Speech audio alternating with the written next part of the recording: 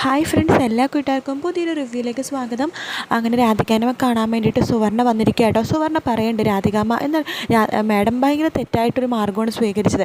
അവളെന്തിനാ എണ്ണ ഒഴിച്ചൊക്കെ തള്ളിയിടാൻ നോക്കിയത്? അതൊക്കെ ചീപ്പ് പരിപാടിയാണ്. എന്നോടൊരു വാക്ക് പറഞ്ഞെങ്കിൽ അവൾ പുറത്തുപോകുന്ന സമയത്ത് വല്ല ആക്സിഡൻറ്റ് സംഭവിച്ചാൽ എന്തെങ്കിലും കയ്യോ കാലോ ഒടിപ്പിച്ച് മൂലക്ക് കിടത്താനെന്ന് പറയുമ്പോൾ നീ ഒന്നും പറയരുത്. എല്ലാത്തിനും നിൻ്റെ ഐഡിയ കാരണം ഇങ്ങനെയൊക്കെ സംഭവിച്ചത്. അവൾ ചേതൻസ് ഗ്രൂപ്പ് എന്ന് പറഞ്ഞിട്ട് ലോക്കൽ പാർട്ടികളെ ഏൽപ്പെടുത്തിയേക്കണം. ചേതൻസ് ഗ്രൂപ്പ് എന്ന് പറഞ്ഞു കഴിഞ്ഞാൽ നീ ഇടപെടരുത്, ഞാൻ തന്നെ ഏർപ്പെടുത്തിക്കോളാം. പുറത്തുനിന്നുള്ള ഗുണ്ടകളെ തന്നെ വരുത്തണം, ലാംഗ്വേജ് അറിയാത്ത ഗുണ്ടകൾ, എന്നാൽ മാത്രമേ വിശ്വസിക്കുകയുള്ളൂ. അതുമാത്രമല്ല, ഞങ്ങളെ അവരെ ഏർപ്പാടാക്കിയത് ചേതൻസ് ഗ്രൂപ്പാണെന്ന് അവർക്ക് തന്നെ തോന്നണം, എങ്കിൽ മാത്രമേ കാര്യങ്ങളൊക്കെ സ്മൂത്തായിട്ട് നടക്കുകയുള്ളൂ. നീ എന്തായാലും ഇനി ഇതിൽ ഇടപെടേണ്ട എന്ന് സുവർണ്ണടുത്ത് പറയുമ്പോൾ വരുൺ പറയണ്ട, അമ്മ എന്തിനെപ്പോഴും സുവർണ്ണനെ വഴക്കുകൊണ്ടത്? ഇവളുടെ കാര്യത്തിൽ നീ ഇടപെടേണ്ട, എനിക്കറിയാം എന്ത് ചെയ്യണമെന്നുള്ളത് എന്ന് പറയുവാണ്. അതിനുശേഷം രേഖയാണ് കാണിക്കണത്. രേഖ പ്രിയടുത്ത് നടന്ന കാര്യങ്ങളൊക്കെ പറയുകയാണ്. അമ്മയുടെ നട്ടലിനും ഗീതുവിൻ്റെ കാലിനും വല്ലാത്ത പരിക്ക് പറ്റുന്ന പറയുമ്പോൾ പ്രിയക്ക് ഭയങ്കര സങ്കടമാവാട്ടോ. അയ്യോ എന്നിട്ടിപ്പോൾ എങ്ങനെയുണ്ട്, ഞാൻ അങ്ങോട്ട് വരണോ ചേച്ചി? വരണ്ടെന്നേ, ഇവിടെ ഇപ്പോഴേ നമ്മുടെ നിലത്ത് വീണത് നല്ല കാര്യമായി. കാരണം എന്താണെന്നറിയാവോ, ഗീതുവിനെ നല്ല രീതിയിലാണ് ഗോവിന്ദേട്ടൻ കെയർ ചെയ്യണത്. എന്ത് സ്നേഹമാണെന്ന് അറിയാവോ? അവരുടെ സ്നേഹം അങ്ങനെ തന്നെ നിൽക്കട്ടെ. ഇപ്പം ആരും അവരുടെ അടുത്ത് ശല്യപ്പെടുത്തണ്ട, ഞാൻ പോലും അവരുടെ അടുത്ത് പോവാറില്ല എന്ന് രേഖ പറയുമ്പോൾ, ആണോ എങ്കിൽ ഡൈവേഴ്സ് പെറ്റീഷൻ പിൻവലിക്കുമായിരിക്കുമല്ലോ ചേട്ടൻ?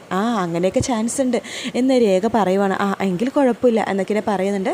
അത് കേട്ടുകൊണ്ട് നമ്മുടെ ഇത് കാഞ്ചന വരുന്നുണ്ട് കേട്ടോ. കാഞ്ചന പറയുന്നുണ്ട്, ജ്യൂസ് കൊണ്ടേ കൊടുക്കട്ടെ പറയുമ്പോൾ രേഖ പറയുന്നുണ്ട്, ജ്യൂസ് കൊടുക്കണ്ട, ജ്യൂസൊക്കെ ഗോവിന്ദേട്ടൻ കൊടുത്തുള്ളത് കൊണ്ട് കാഞ്ചനെ പറഞ്ഞേക്കാണ്. പ്രിയ സംസാരിക്കണം കേട്ടിട്ട് വിലാസിനെയും ഭദ്രനും വരുന്നുണ്ട്. അയ്യോ എൻ്റെ മോൾക്ക് എന്നാ പറ്റി, എൻ്റെ മോളുടെ കൂടെ 2 ആഴ്ച ഞാൻ അവിടെ പോയി താമസിച്ച് അവളെ ശുശ്രൂഷിച്ചിട്ട് വരാം എന്നൊക്കെ പറയുമ്പോൾ പ്രിയ പേടിപ്പിക്കുന്നുണ്ട്. അതെ, അവിടെ ഗാന്ധാരന്മാരുണ്ട്, 3 ഗാന്ധാരന്മാർ. മാത്രമല്ല അമ്മക്ക് തോക്ക് ചൂണ്ടായിട്ട് ലൈസൻസ് കിട്ടിയിട്ടുണ്ട്. മുട്ടുകാലിന് താഴെ ആരെ വേണമെങ്കിലും തോക്ക് ചൂണ്ടാന്നൊക്കെ പറയുമ്പോൾ വിലാസിനെയും ഭദ്രനും പേടിച്ചു പോവാണ്. ശേഷം കാണിക്കുന്നത് കിഷോറിനെയാണ്. കിഷോറിൻ്റെ അടുത്ത് അവർണിക ഗീതുവിന് പരിക്ക് പറ്റിയെന്ന് പറയുമ്പോൾ കിഷോറിന് ഭയങ്കര സന്തോഷമാവണം. സമാധാനമായി, കുറച്ച് നാൾ ഓഫീസിൽ അവളുടെ ശല്യം ഉണ്ടാവില്ലല്ലോ എന്ന് പറയുമ്പോൾ അവർണിക പറയുന്നുണ്ട്, നീ ഇത്ര ക്രൂരനായി പോയല്ലോ, ഗീതു എൻ്റെ ബെസ്റ്റ് ഫ്രണ്ടാണ്, നിൻ്റെ ബെസ്റ്റ് ഫ്രണ്ട് ആയിരിക്കാം, എൻ്റെ ബെസ്റ്റ് എനിമിയാണ് അവൾ എന്നൊക്കെ പറയുമ്പോൾ ശത്രുക്കളോട് പോലും ഇങ്ങനെയൊന്ന് പെരുമാറരുത് കിഷോറെ എന്ന് പറയുമ്പോൾ ഞാൻ പെരുമാറും, 2 ദിവസമെങ്കിൽ 2 ദിവസം, അവൾ വരാതിരിക്കുമ്പോൾ എന്ത് സമാധാനം എന്നറിയാമോ? ഈശ്വര, അവൾ ഒരാഴ്ച ബെഡിൽ തന്നെ കിടക്കണേ എന്നൊക്കെ കേട്ട് പ്രാർത്ഥിക്കുക കേട്ടോ കിഷോർ. അത് കഴിഞ്ഞിട്ട് അവർണിക പറയുന്നുണ്ട്, കിഷോറെ കിച്ചു മതി, ഇങ്ങനെയൊന്നും സംസാരിക്കാൻ പാടില്ല എന്നിങ്ങനെ പറയുമ്പോൾ ഞാൻ സംസാരിക്കും, അവൾ എന്നെ എത്രമാത്രം വേദനിപ്പിച്ചിട്ടുണ്ട് എന്നൊക്കെ ഇങ്ങനെ പറയുക കേട്ടോ. സമാധാനമായി, സന്തോഷമായി എന്നൊക്കെ പറയുകയാണ് കിച്ചു. അതിനുശേഷം കാണിക്കണത് നമ്മുടെ ഗീതുവിനെയാണ്. ഗീതു ആരും ഇല്ലെന്ന് അറിയുമ്പോഴേക്കും പതുക്കെ കാലൊക്കെ തൂക്കി നടക്കാൻ പോകുമ്പോഴേക്കും വീഴാൻ പോണ പോലെയൊക്കെ ആവുക കേട്ടോ. അത് കണ്ട് ഓടി ഗോവിന്ദ് വരുന്നുണ്ട്. നീ എന്ത് പണിയാണ് കാണിച്ചത്, നീ എന്തിനിപ്പോൾ എഴുന്നേറ്റേന്ന് ചോദിക്കുമ്പോൾ ഞാൻ ഭക്ഷണം കഴിക്കാൻ വേണ്ടി എഴുന്നേറ്റതാണ്, വല്ലാത്ത വിശപ്പ്, നിനക്കുള്ള ഭക്ഷണം ഞാൻ കൊണ്ടുവന്നിരിക്കണത്, ഇവിടെ ഇരിക്കുക എന്ന് പറയുവാണ്. അതിനുശേഷം നമ്മുടെ ഗോവിന്ദ് ഭക്ഷണം ഗീതുവിന് കൊടുക്കുകയാണത്. നീ ഭക്ഷണം കഴിക്കുക എന്ന് പറയുമ്പോൾ ഗീതു ചോദിക്കേണ്ടത്, അത് ഗോവിന്ദേട്ടൻ ഭക്ഷണം കഴിച്ചോ? അത് ഞാൻ കഴിച്ചോളാം, നീ ആദ്യം കഴിക്കുക എന്ന് പറയുകയാണ്. അതിനുശേഷം ഗീതു പറയുന്നുണ്ട്, അത് വേണ്ട, ജീവിതത്തിൽ 2 പേരും ഒരുപോലെ, പങ്കാളികൾ 2 പേരും ഒരുപോലെ ഭക്ഷണം കഴിക്കണമെന്നല്ലേ, അതൊക്കെ ശരിയാ, പക്ഷേ ഇപ്പം നീ ആദ്യം കഴിക്കുക എന്ന് പറയാണ്. ഗോവിന്ദ് ഓടിപ്പോയി ഒരു ഗ്ലാസ് വെള്ളവും കൂടി എടുക്കുന്നുണ്ട്. അതിനുശേഷം ഗീതക്ക് വെള്ളവും കൊടുക്കുകയാണ് കേട്ടോ. ഇന്ന് വെള്ളവും കൂടി കുടിക്കണം എന്ന് പറഞ്ഞിട്ട് ഗീതിനെ കൊണ്ട് ഭക്ഷണമൊക്കെ കഴിപ്പിക്കുകയാണ് നമ്മുടെ ഗോവിന്ദിൻ്റെ സ്നേഹവും കരുതലൊക്കെ കാണുമ്പോൾ ഗീതു ഗോവിന്ദിനെ തന്നെ നോക്കിക്കൊണ്ടിരിക്കുക കേട്ടോ. അപ്പോൾ ഗോവിന്ദ് പറയേണ്ടത്, നീ ഭക്ഷണം കഴിക്കുക, എന്നെ നോക്കിക്കൊണ്ടിരിക്കാതെ എന്ന് പറയുവാണ്. അങ്ങനെ ഗീതു ഭക്ഷണം കഴിച്ചുകൊണ്ടിരിക്കുകയാണ്. പിന്നെ ഗോവിന്ദ് ചെയ്യുന്നത് ഗീതുവിൻ്റെ കാലൊക്കെ എടുത്തിട്ട് ഗീതുവിൻ്റെ കാലിലൊക്കെ ബാം തേച്ച് പുരട്ടുവാണ് രാത്രിയാകുമ്പോഴേക്കും ഉറങ്ങുന്നതിന് മുമ്പ്. അതിനുശേഷം ഗീതുയുടെ കാലുകൾ തലേണയുടെ മുകളിലേക്ക് കയറ്റി വെക്കുവാണ് നീരിറങ്ങാനായിട്ട്.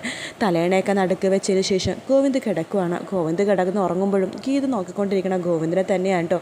അങ്ങനെ ഗോവിന്ദ് ലൈറ്റ് ഓഫ് ചെയ്തിട്ട് അങ്ങനെ ഉറങ്ങണ ഗോവിന്ദനെ നോക്കിക്കൊണ്ട് ഗീതുവും പതുക്കെ കണ്ണടയ്ക്കുക കേട്ടോ. അങ്ങനെ ഗീതു ശരിക്കും പ്രണയത്തിൽ തന്നെ ആയെന്ന് പറയാം. രാവിലെ ആകുമ്പോഴേക്കും ഗീതുവിനെ പല്ല് തേപ്പിക്കാൻ വേണ്ടി ഗോവിന്ദ് വരുവാണ്. ഇനി പറഞ്ഞ ഭാഗങ്ങളെല്ലാം പാട്ടോട് കൂടിയിട്ടാണ് കേട്ടോ കാണിക്കുന്നത്, അവർ സംസാരിക്കണമൊന്നുമില്ല, അങ്ങനെ ഒരു പാട്ടോട് കൂടിയിട്ട് തന്നെ ഇതൊക്കെ കാണിക്കണത്. അങ്ങനെ ഗീതുവിനെ പല്ല് തേപ്പിക്കണതും പല്ല് തേപ്പിച്ച് കഴുകാനായിട്ടൊക്കെ ഗോവിന്ദാണ് കേട്ടോ. പിന്നെ കുളിച്ച് വരുമ്പോൾ തല തോർത്തി കൊടുക്കണതൊക്കെ ഗോവിന്ദാണ്. ഗീതുക്ക് ഭയങ്കര സന്തോഷമാണ്. ഗീതു ആണെങ്കിൽ ഗോവിന്ദനെ ചേർത്ത് പിടിക്കുകയാണ്. ഗോവിന്ദ് തലയൊക്കെ തോർത്തി കൊടുക്കുന്നുണ്ട്. അതിനുശേഷം കുറച്ച് രാസ്നാദിപ്പൊടി എടുത്ത് ഗീതുവിൻ്റെ നെറുകിൽ തേച്ച് കൊടുക്കണം, ജലദോഷമൊന്നും വരാതിരിക്കാണ്ട്. മുടി ഉണങ്ങിയോന്ന് ശരിക്കും നോക്കിയതിന് ശേഷം വീണ്ടും വീണ്ടും തല തോർത്തി കൊടുക്കുക കേട്ടോ ഗോവിന്ദ്. അപ്പോഴേക്കും നമ്മുടെ രേഖ ചേച്ചി 2 ചായയായിട്ട് വരുന്നുണ്ട്. ഇന്ന ചായ എന്ന് പറയുമ്പോഴേക്കും ഗോവിന്ദ് ആ ചായ മേടിച്ചിട്ട് ഒരെണ്ണം ഗീതുവിനും ഒരെണ്ണം ഗോവിന്ദും എടുക്കുവാണ്. അതിനുശേഷം 2 പേര് വർത്തനൊക്കെ പറഞ്ഞ് കളിച്ചിരി തമാശകളൊക്കെ ആയിട്ട് ചായയൊക്കെ കുടിച്ചിരിക്കുക കേട്ടോ. പിന്നെ കാണിക്കുന്നത് അവർണികേനെയാണ്. അവർണിക കിഷോറിനോട് പറഞ്ഞിട്ട്, കിച്ചു ഗീതുക്ക് വയ്യാട് കിടക്കുകയല്ലേ, ഒന്ന് പോയി കാണണം. കിച്ചു വാ. ഞാനൊന്നും വരാൻ പോകണമെന്നില്ല. കിച്ചു എന്ത് വർത്തനോ പറയണത്? ഗീതു എൻ്റെ ബെസ്റ്റ് ഫ്രണ്ടാണ്. നിൻ്റെ ബെസ്റ്റ് ഫ്രണ്ട് ആയിക്കോ, എൻ്റെ ആരുമല്ല അവൾ. വരാൻ നോക്കുമെന്ന് പറയുമ്പോഴേക്കും ഇതെല്ലാം കേട്ടുകൊണ്ട് നമ്മുടെ ശ്രീജ അവിടെ നിൽക്കണം കേട്ടോ. കിഷോർ പറഞ്ഞു, അതെ അവർണിക പറഞ്ഞു, ഞാൻ നിൻ്റെ അടിമയെന്നല്ല, നീ പറഞ്ഞാൽ പോവാതിരിക്കാണ്ട് ഞാൻ പോകും. ഈ താലി നിൻ്റെ കഴുത്തിൽ കെട്ടിയാലേ നീ പണ്ടൊക്കെ ഞാൻ അനുസരിക്കണമെന്നുണ്ട്, ഞാൻ കാണാൻ പോകും എന്നൊക്കെ പറഞ്ഞിട്ട് അവർണിക ഗീതുവിനെ കാണാൻ വേണ്ടി പുറപ്പെടുവാണ്. പിന്നെ കാണിക്കണം ഗീതുവിനെ താങ്ങി പിടിച്ചുകൊണ്ട് വരുന്ന നമ്മുടെ കാഞ്ചനനെയാണ് കേട്ടോ. കാഞ്ചന താങ്ങി പിടിച്ചുകൊണ്ട് വരുവാണ് കേട്ടോ ഗീതുവിനെ സ്റ്റെപ്പ് ഇറങ്ങി നിലത്തേക്ക് പോകാനായിട്ട്. അത് കണ്ടുകൊണ്ട് രാധികാമ്മ പറയുന്നുണ്ട്, കാഞ്ചനെ എന്ന് പറഞ്ഞിട്ട് അലറി വിളിക്കുകയാണ്. അപ്പോൾ തന്നെ കാഞ്ചന ഗീതുവിനെ അവിടെ തന്നെ വേഗം നിർത്തിയിട്ട് ഓടി രാധികാമ്മ എടുത്ത് പോവാട്ടോ. ഗീതുക്ക് അവിടെ നിൽക്കാൻ പോലും പറ്റുന്നില്ല.